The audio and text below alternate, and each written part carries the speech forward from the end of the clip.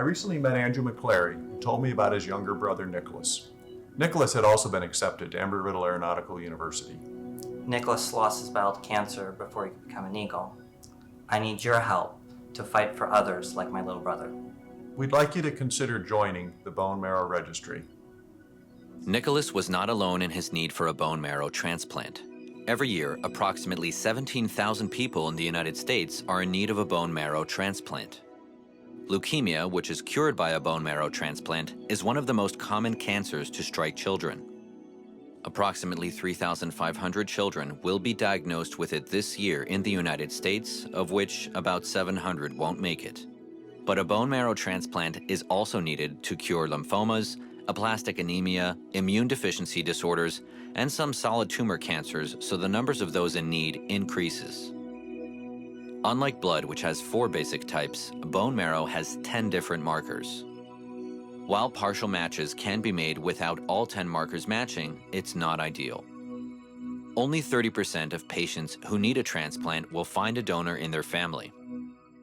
Only 1 in 300 people who register for being a donor will ever be called because of how specific the match needs to be. Unfortunately, race and heritage play a big part in the likelihood of finding a good match. Only 25% of the time can an African American child find a donor. Only 40% of the time can an Asian child find a donor. Only 45% of the time can a Hispanic child find a donor. And only 75% of the time can a Caucasian child find a donor. For mixed-race children, the percentage goes way, way below that.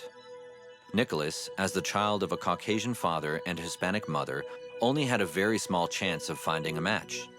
His only chance was using what is called a haploid donor, or parent who by nature is a 50% match. But this is extremely risky.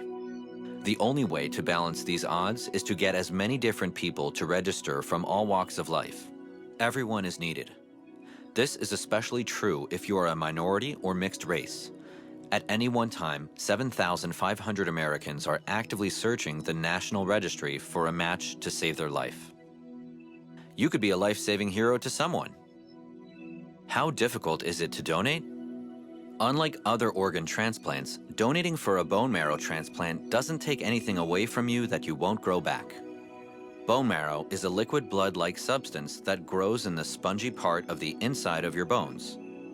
Only a small amount of your marrow is needed. If you are called upon to be a hero, the procedure is very safe and only takes a few hours. Afterward, you can go home, and other than feeling a bit tired and possibly sore, you're fine to continue on with your life. Within a few weeks, the marrow that was removed will grow back completely. More than 35,000 people have donated marrow to strangers without a single donor complication. Nicholas couldn't find a perfect match. The doctors had to risk using his mother's bone marrow, which increased the likelihood of a deadly reaction called graft versus host disease, or GVHD. Despite beating cancer and being in the home stretch, getting perfect scores in math and science on his ACTs, and being accepted to Embry-Riddle to study engineering, he became a victim of GVHD and passed away.